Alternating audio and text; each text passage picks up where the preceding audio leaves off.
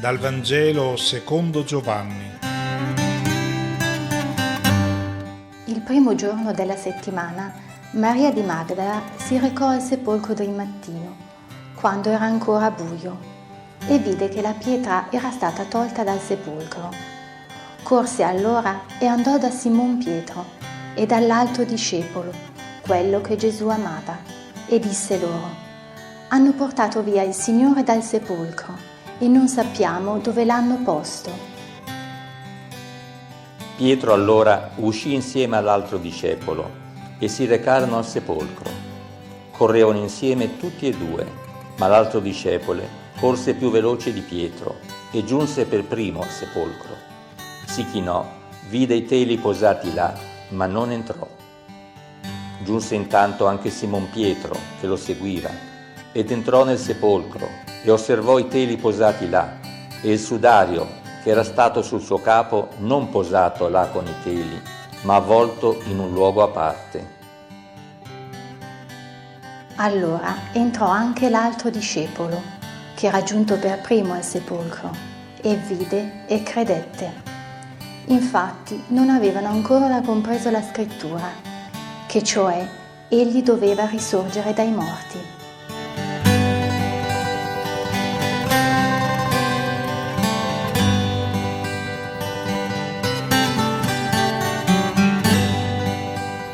Buona Pasqua.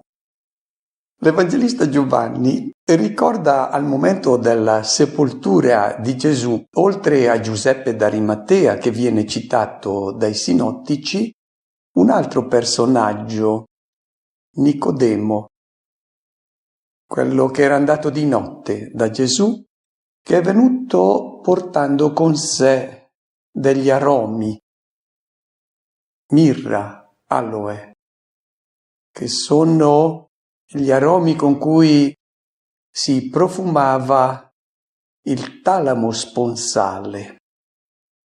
E preparano insieme questi due il corpo di Gesù. Lo preparano per la sepoltura e lo depongono poi in un sepolcro nuovo in cui nessuno era mai stato posto. E poi, siccome quella sera era la parasceve della Pasqua, quella notte sarebbe stato mangiato l'agnello pasquale in tutta la città di Gerusalemme, tornano a casa loro per il riposo. Hanno preparato così il corpo di Gesù. È quello che noi stessi facciamo, ci prendiamo cura delle spoglie di una persona cara, la profumiamo, la laviamo, poi la rivestiamo con gli abiti migliori per la festa. È una speranza che coltivano anche i non credenti, che questa persona che abbiamo amato non finisca per sempre in una tomba, ma entri in una festa. Questo è il desiderio profondo che ogni uomo ha, ma poi rimane l'enigma: finirà nell'oscurità o finirà nella luce?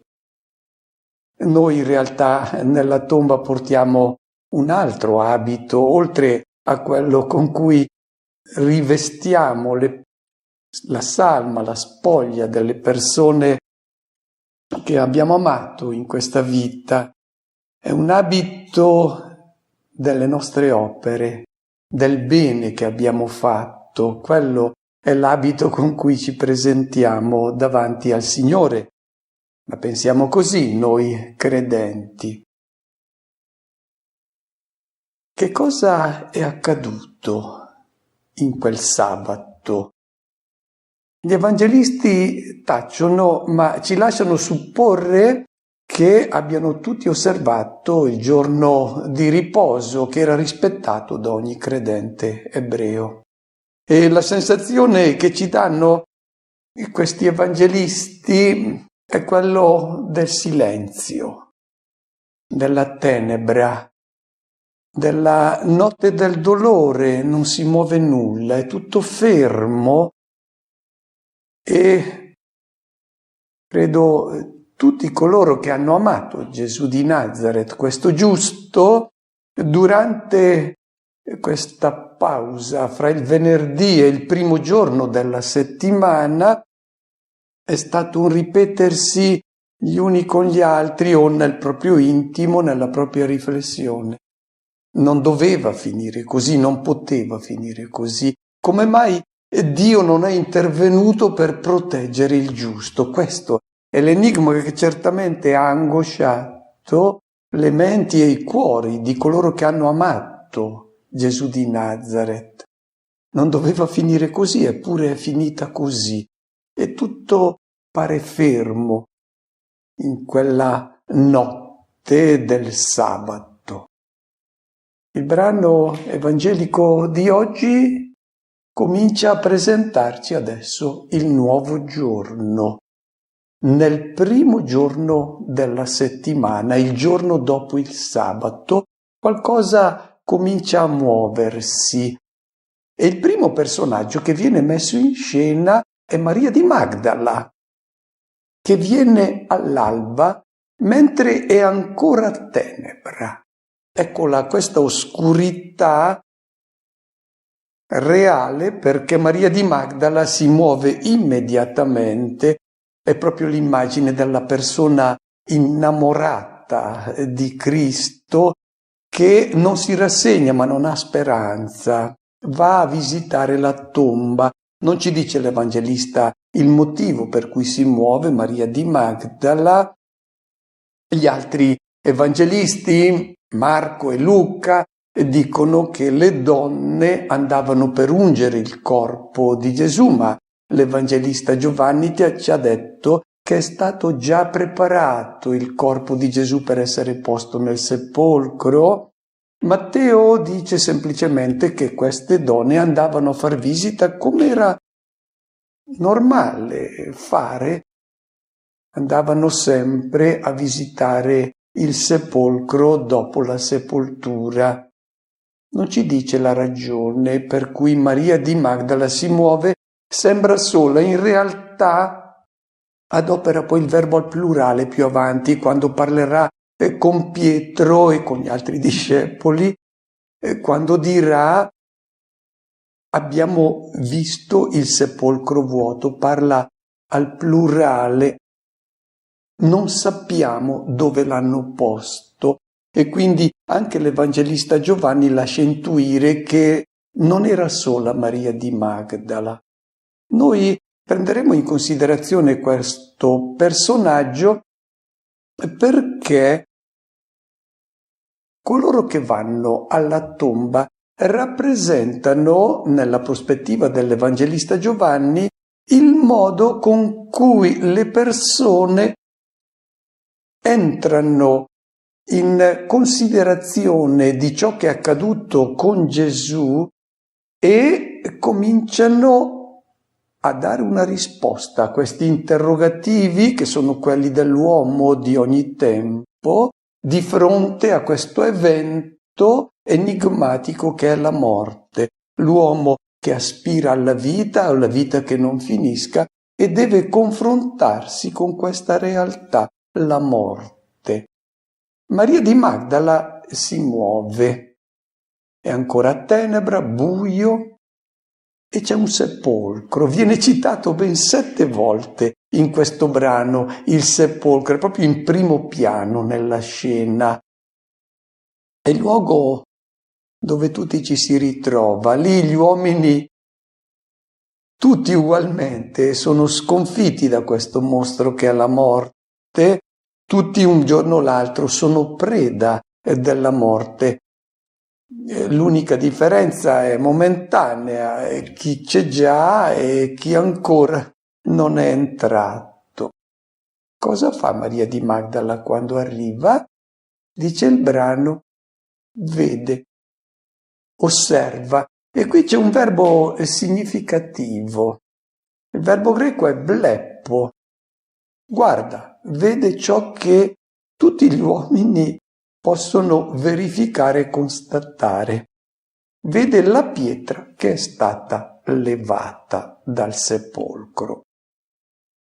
Noi troveremo altri verbi che indicano il vedere. Questo è quello più materiale, quello che tutti possono verificare: la pietra è stata levata. Ci sono stati dei dubbi su questo fatto, ma non in quel tempo. Nessuno ha avuto dei dubbi al tempo degli apostoli che la pietra fosse stata levata, che il corpo non ci fosse più. Del resto,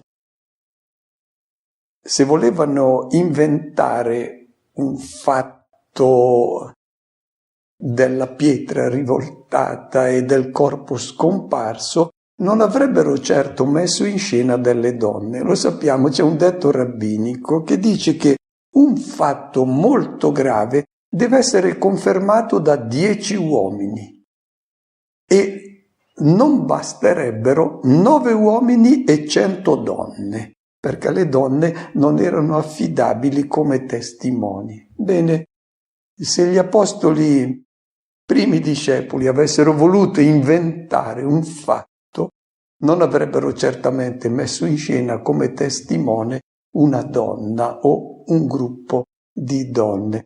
Del resto non è mai stato messo in dubbio questo fatto, questo è lo storicamente verificabile. Se quel sepolcro fosse stato ancora ben chiuso, la salma di Gesù fosse rimasta nel sepolcro, non avrebbero potuto certamente proclamare che era risorto. Qui c'è stato un segno. Noi non sapremo mai che cosa è accaduto, sappiamo soltanto ciò che la Maddalena, arrivando al sepolcro all'alba, ha potuto verificare. Il sepolcro era vuoto e la pietra era stata rivoltata. Dentro avrebbe dovuto esserci un cadavere, non c'era più. Corre allora la Maddalena e viene presso Simon Pietro e presso l'altro discepolo e dice loro: hanno levato il Signore dal sepolcro e non sappiamo dove l'hanno posto. E vedete le donne che vanno ad annunciare ai discepoli la loro verifica, l'esperienza che hanno avuto, hanno trovato il sepolcro vuoto. È bello questo gesto della Maddalena che ha anche un significato. Noi ricordiamo che cosa aveva detto Gesù ai discepoli, citando il Salmo: percuoterò il pastore, saranno disperse le pecore. Bene, la Maddalena è colei che riunisce di nuovo queste pecore che sono state disperse, erano scappati tutti i discepoli. Questa Maddalena rappresenta i discepoli veramente innamorati di Cristo, non si rassegnano di fronte agli enigmi, agli interrogativi, ai dubbi, ai drammi dell'esistenza e neppure di fronte alla morte, continuano a cercare la persona amata. Se noi siamo realmente innamorati di Cristo, non possiamo pensare che Lui ci abbandoni nella tomba. Non possiamo rassegnarci di fronte alla morte e pensare che sia finito tutto. Se siamo innamorati di Cristo, continuiamo disperatamente a cercare la persona amata. Se noi ci rassegniamo, allora vuol dire che nella nostra vita non l'abbiamo realmente amato, abbiamo amato altre cose, abbiamo amato forse i beni di questo mondo che sono diventati i nostri idoli, ma non abbiamo amato Cristo, altrimenti disperatamente noi lo cerchiamo al di là della morte. Ascoltato ciò che ha detto la Maddalena, ecco che si precipitano fuori Pietro e l'altro discepolo e corrono al sepolcro. Chi sono questi personaggi? Pietro lo conosciamo molto bene, l'altro discepolo senza nome ricorre nel Vangelo secondo Giovanni, per 7 volte ricorre questo personaggio ed è sempre senza nome, sempre in qualche modo in rapporto con Pietro e ha sempre la meglio su Pietro. entra in scena subito all'inizio, quando è accanto ad Andrea, è un discepolo del Battista. Pietro arriva dopo, questo discepolo senza nome arriva prima, e poi ricompare nel cenacolo, e quando Pietro non capisce chi sta dalla parte di Gesù e chi è contro, invece questo discepolo capisce, entra nel cuore di Cristo e capisce chi sta dalla sua parte e chi è contro, chi lo consegna. E poi Pietro rinnegherà nella casa del sommo sacerdote, rinnegherà il maestro. Questo discepolo invece è entrato per seguire Cristo. Poi sul Calvario il discepolo senza nome ci sarà, Pietro è fuggito. E adesso nel giorno di Pasqua noi vediamo questi due discepoli che corrono. Ho pensato di mostrare il tragitto che devono aver fatto questi due discepoli. Immaginiamo, come la tradizione ci ha detto, che si trovassero nel cenacolo o comunque in quella casa che aveva ospitato l'ultima cena. Si trovava sul Sion, la parte più alta della città di Gerusalemme, e dove oggi è stato costruito dai crociati il cenacolo che viene visitato dai pellegrini. Vi viene indicato il luogo e anche la strada che i due hanno percorso per arrivare fino al luogo della sepoltura di Gesù, al Calvario. Saranno 400-500 metri. La strada passava accanto al pretorio di Pilato, al palazzo di Erode che vi viene indicato, e di fronte alla porta che introduceva nel pretorio di Pilato, quella porta dalla quale Gesù è uscito dopo la condanna, di fronte a questa porta c'era l'agorà, il mercato. Possiamo quindi immaginare questi discepoli che percorrono questa strada e passano davanti all'agorà, corrono nel silenzio della città perché si sta risvegliando la città di Gerusalemme dopo la festa di Pasqua. Molti sono ancora immersi nel sonno, ma in questa agorà forse i mercanti stanno tirando fuori le mercanzie per la giornata dopo il sabato di riposo. Ed è in questa agorà probabilmente che si è riunito quel gruppo che ha gridato crocifiggilo proprio di fronte al pretorio di Pilato, a quella porta che vi viene indicata. E poi continuano la loro strada e vanno verso quella torre di Fasaele che vi viene indicata, una delle 3 torri del palazzo di Erode che era diventato il pretorio di Pilato. Da quella torre mancano ancora un 200 metri per arrivare al Calvario, una leggera discesa, un 30 metri di dislivello. Si scendeva a quella cava di pietre che era stata abbandonata, una cava di pietre già dal VI secolo a.C. veniva impiegata, poi serviva come luogo di esecuzione e c'era anche una tomba scavata nella roccia che apparteneva a Giuseppe d'Arimatea. In quella tomba Gesù è stato posto. Quella torre di Fasaele, il basamento esiste ancora, è stata poi ricostruita la parte superiore. Se noi saliamo su quella torre possiamo vedere il Calvario dove si trova e vi viene indicato adesso quella cupola che vi viene indicata lì sotto. C'è il luogo dove Gesù era stato deposto, il corpo di Gesù. Ecco, abbiamo ripercorso quindi il tragitto che è stato fatto da questi due che sono corsi a vedere ciò che la Maddalena aveva verificato. L'Evangelista ci dice che Pietro anche qui perde, arriva in ritardo, arriva prima l'altro discepolo senza nome. Hanno ritmi diversi e il significato è molto bello. cerchiamo di identificare subito questo personaggio senza nome che 100 anni dopo la morte di Giovanni è stato identificato proprio con Giovanni figlio di Zebedeo, certamente. E lui merita di essere considerato un discepolo amato.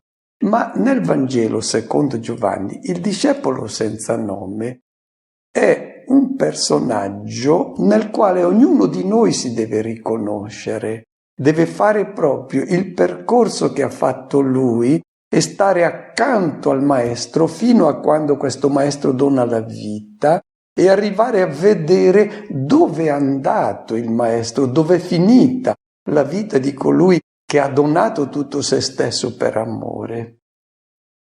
È quindi un invito a mettere il nostro nome al posto di questo discepolo senza nome, perché è il tragitto che viene indicato a noi, il nostro cammino spirituale. Che cosa fa questo discepolo che arriva per primo al sepolcro? Corre più veloce di Pietro. Arriviamo in tempi diversi noi a vedere ciò che ha visto questo discepolo amato. Questo discepolo è più sensibile degli altri, arriva prima a vedere, Pietro arriverà dopo a vedere. Si china quando arriva al sepolcro e vede, osserva, anche qui il verbo blepo, esattamente, vede ciò che ha visto la Maddalena, i lini giacenti e non entra, aspetta.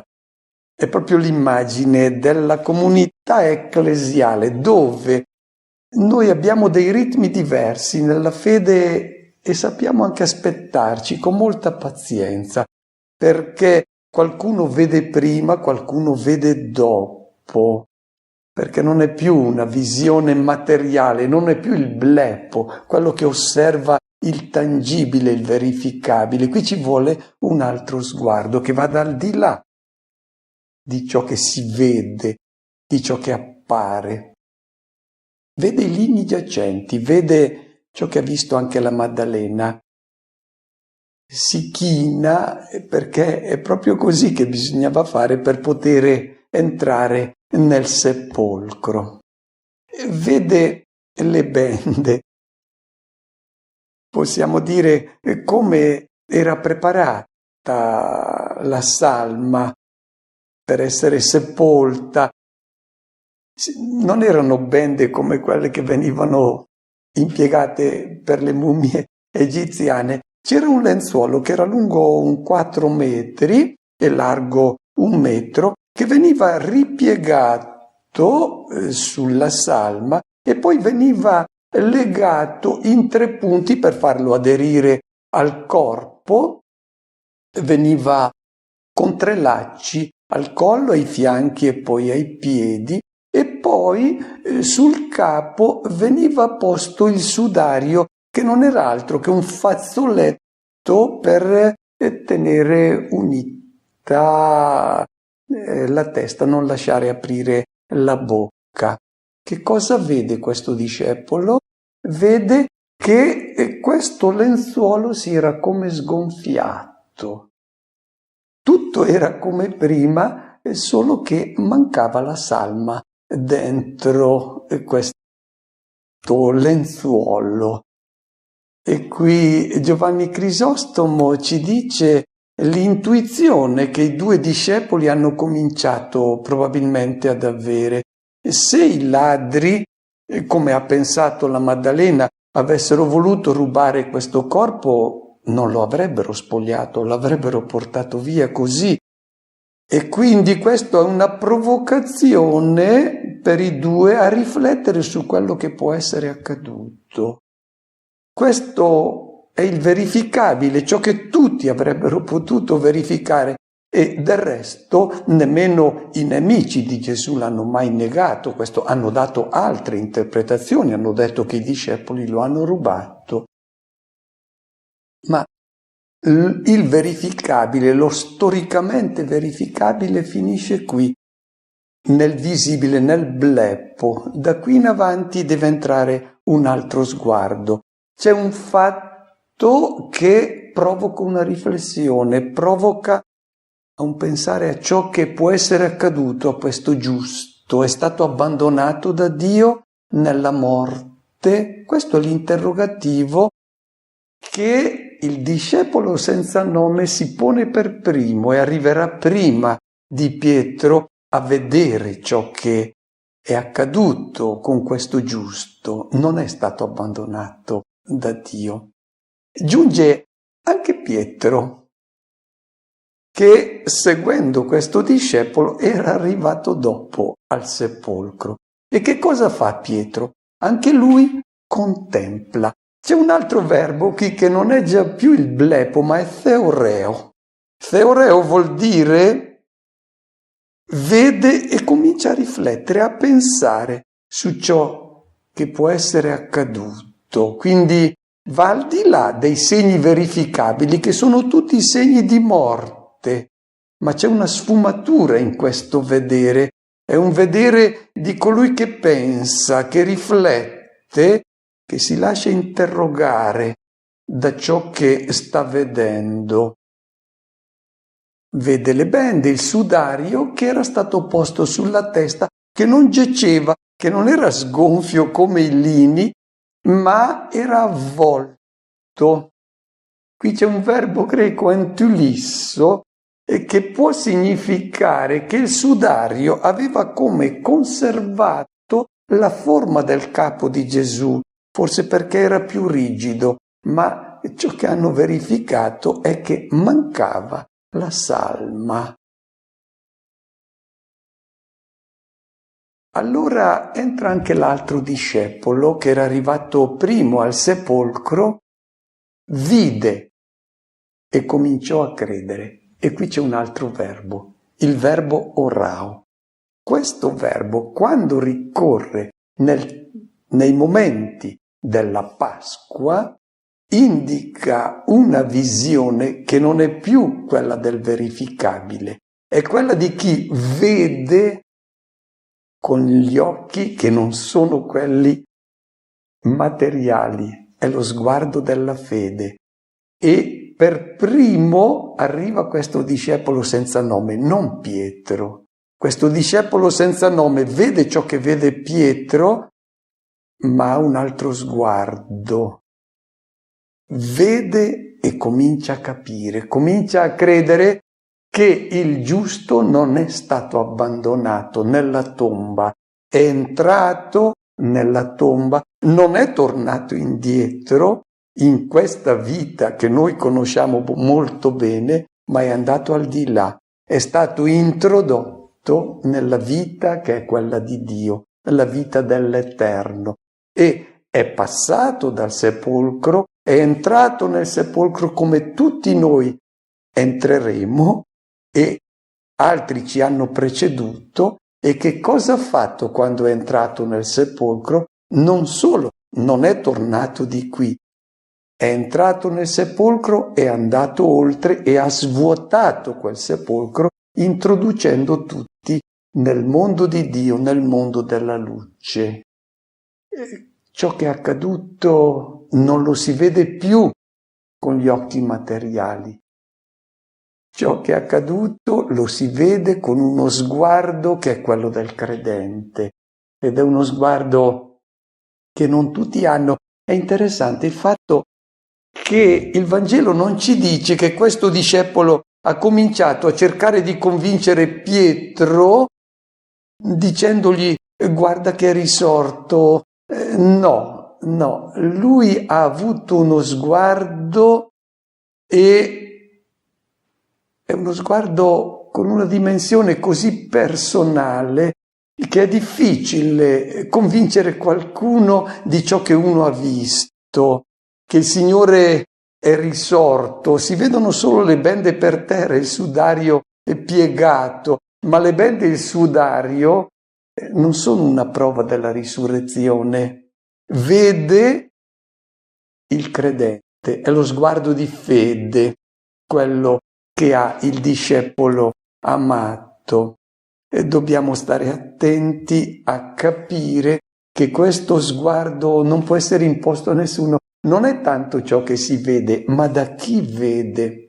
Del resto è l'esperienza che anche noi facciamo di fronte alle spoglie di una persona cara che ci ha lasciato.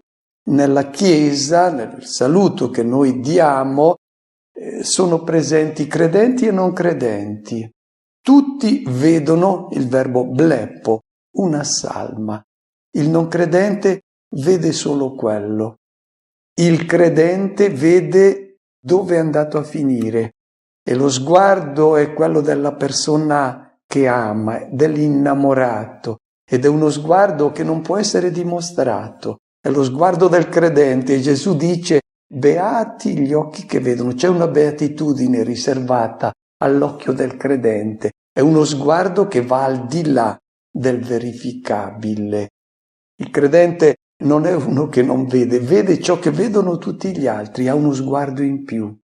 È l'orao, come è detto nel testo greco, una visione che va al di là e che vede dove è giunta la persona amata, dove è arrivato il giusto che ha poi condotto con sé tutti coloro che sono entrati nel sepolcro.